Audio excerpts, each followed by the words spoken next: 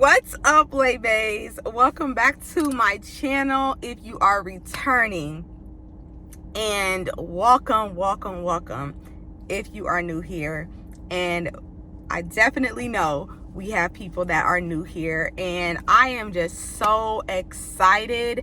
I just had to make a video about this, y'all. As you can see from the title, your girl has hit her next milestone on YouTube, which is my next set of 100 subscribers, and we hit 600, y'all. I am just completely blown away because I'm gonna be honest, y'all.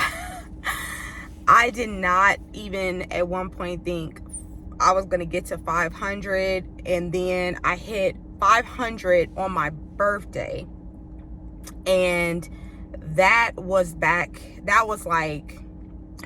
July. So that was, if we're in November now, it was at the end of July. So let's say August, September, October, and then we're at the beginning of November. That was only 3 months ago. Oh my gosh. Like, I'm just thinking about this. I'm going through this in my head right now because I did not realize that I essentially gained 100 subs in between July and now, which was only about 3 months ago, which I am just like, that is the fastest amount of time that I have gained 100 subs since I started this channel back in 2021. And y'all, if you haven't heard it from another creator, you're gonna hear it from me. YouTube is a long game. Unless you just happen to be one of those individuals who, you know, you blow up very quickly on YouTube, or maybe you take an audience from another platform and get them to YouTube. For most of us, it is a long game. I mean, I have seen people on Threads talk about their journeys, and someone that has been at it for 7-8 years finally getting to that monetization step. And it's really hard, y'all, honestly, because the thing with YouTube is it's changing, in my opinion, as far as like gearing towards more of like entertainment and things like that. But in my opinion, the reason why it's so difficult and challenging, and more challenging to grow on YouTube than other platforms, I feel, is because people come to YouTube for instructions, for tutorials, for how-tos, for something specific, right? And then they kind of get what they need and then they leave.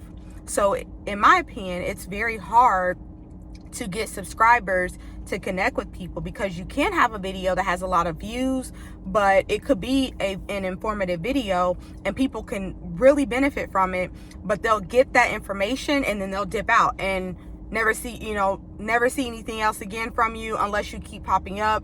And so that's where the consistency piece comes in with YouTube. And so I'm so proud of myself, y'all, because I have been grinding on this platform, especially with my shorts. And interesting enough, 22 or 23 of those 100 subscribers came within like the last week from one video, y'all. A 9-second video of me. And if y'all are on the channel, or if you don't know, just a little bit of background, I do these videos, I guess you call them clone videos, where essentially I will clone myself. It's an edit thing that I do, and I'll just do different videos, whether it's voiceovers or like interactive videos, dance videos, try on videos, whatever the case may be. But I'll do it with like these clone versions of myself or duplicate versions of myself, and I just started calling it the Lays. So anytime I would make a video like that, I just started calling it the Lays. And so it seems like my YouTube Shorts audience is just really into the Lays, because my last video with them was about a week ago, and I gained like 23 subs from that one YouTube short, and that was a 9-second video. Didn't think much of it, just had an idea in my head and decided to go ahead and post it on my different platforms, and actually did the best on YouTube, on the YouTube platform, and I gained subs that way. And so it's just really fun to kind of see that people, I guess, value my creativity, because I do find it a form of creativity. The editing process sometimes is super tedious, but that, even in that 9-second video, like, to see that 23 people said, "Ooh, like, I think this is really cool, subscribe, like, I want to see more of this." And even when I go to like my most popular videos, I'll see that, well, the most popular shorts, I'll literally see that, like, I would say 5 out of my 10 most popular shorts are videos of the Lays. So these are videos that I literally did not think much of when I started creating them. It was just something fun. I thought it was clever. I thought it was cute. And I just decided to start making these videos really for TikTok. And then I decided to just translate them over to YouTube Shorts. And they've been doing, honestly, better on YouTube than any of my other platforms that I share the videos on. So I'm just like really excited, because I feel like just the consistency has helped me out tremendously. I've been posting like crazy, y'all. I mean, sometimes posting more than once a day on this platform, definitely posting multiple times a week. I have vidIQ that helps me like keep track, and they'll have like a set of goals that they want me to post a certain amount of videos. So like, let's say they want me to post at least 3 long form videos, or 3 videos period a month, and I've been crushing that. Like, it's like they'll show that I checked off the 3 videos that they recommended, and then it's like extra videos, and it's like this whole thing that they've shown as far as like me like posting videos outside of those goals that they've given me. So the consistency has definitely paid off, in my opinion, because I feel like the YouTube platform rewards consistency.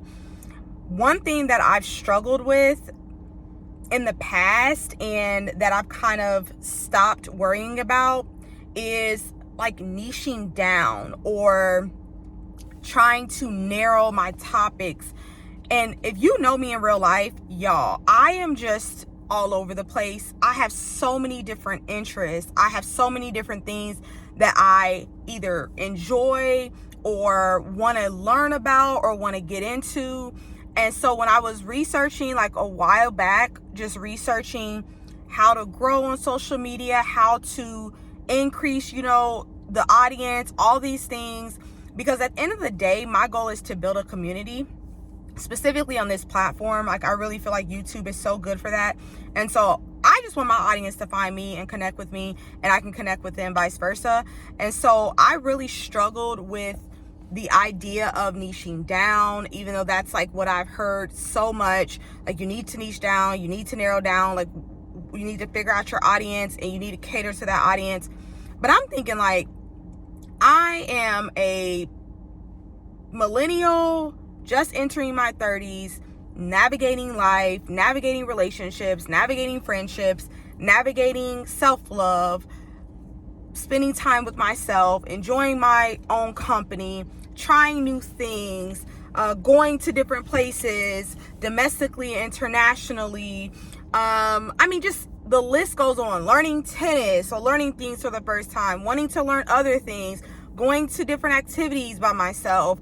I mean, the list goes on and on. So it's like, for me, I'm like, how can I narrow down like that? Like, how can I narrow that down? Obviously, there are certain interests that I have that are really important to me. Travel and solo activities. Like, those are 2 things that I am very, very passionate about. I always tell you all when I post my travel vlogs, like, these are my favorite type of videos to do. But let's be real, I'm not traveling every single week. I'm not traveling. Sometimes I'm only traveling once a month. And so if I were to just narrow down to just travel vlogs, for example, I wouldn't be able to connect with my audience as frequently as I would like. And so for me, it's like, if I narrow down my niche to maybe the top things that I feel like I want to niche down to, per se, I feel like I would not be fair to my audience, because I just wouldn't be as consistent as I would want to be. And so that's kind of what I've done. I've just gotten to a point where I said, you know what, forget this niching down. If that's what works for other people, great.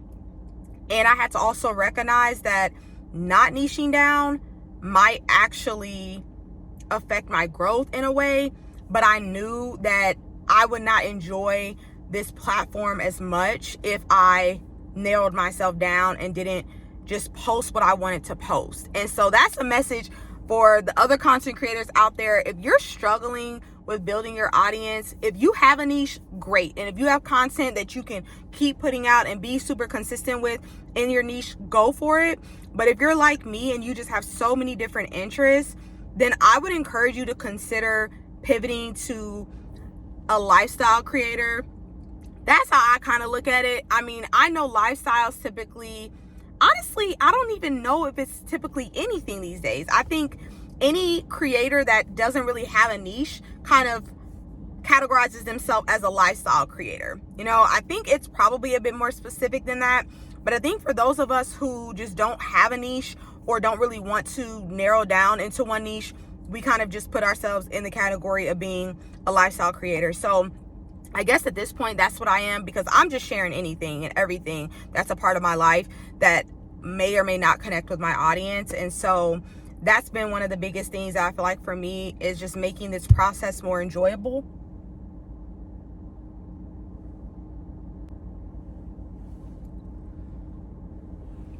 Okay, I don't know what that was, but yeah, just making this process more enjoyable has really helped. And I think that's kind of when things started to pick up for me, is when I just post what I want. I post what I want. I share what I want with my audience. And if it sticks, it sticks. If it doesn't, it doesn't. And so that's something that I had to kind of learn as well, is that every video is not going to perform as well as the next video. That's why you keep putting the content out there. I mean, you'll see even some of the biggest creators. Yes, they'll have one video with sometimes hundreds of thousands of views, and then you'll see another video with 45,000. Another video might be all the way at 10,000 views. And so that's something that I had to stop worrying about and stop concentrating on, is, okay, this video didn't do well, so this means that I should just stop, or this means that I should not put as much effort into this platform because this video only got 10 views. Yes, some of my recent videos, y'all, have done like 20 views, 10 views. I mean, like really, really low. But even when you're on like the YouTube Studio app, it even tells you sometimes, you know, you could try switching your thumbnail, or sometimes some topics and videos just may get lower views. Like they even say that on the YouTube Studio app when they show you your click-through rate. That's pretty much what tells you the percentage of people that are watching the video. And if it's super low, they'll suggest maybe changing the thumbnail or the description or something like that. But they do say sometimes certain topics just might not get as much traction. So that's something that I had to kind of figure out within myself, is that, okay, like, you don't want to get so hung up on the audience, as in the not the audience, because that's like, I care about my audience, but not get so caught up on the amount of views. That's a better way to put it. Not be so caught up on the amount of views, because a video could honestly pop off a whole year later. And that's the thing. Do not delete your YouTube videos, y'all. Do not delete your YouTube videos, because I still have a video, one particular video, it's related to hair. That video, y'all, is still getting traction.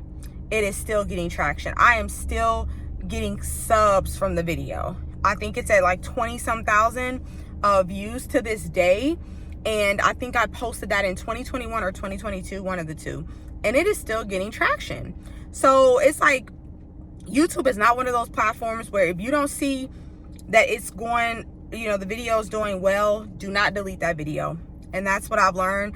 I do not delete my YouTube videos unless it's truly an issue. Unless it's truly an issue with it, as in like maybe there's something I forgot to edit, or it just something that the video doesn't need to be on the platform anymore and I need to re-upload it.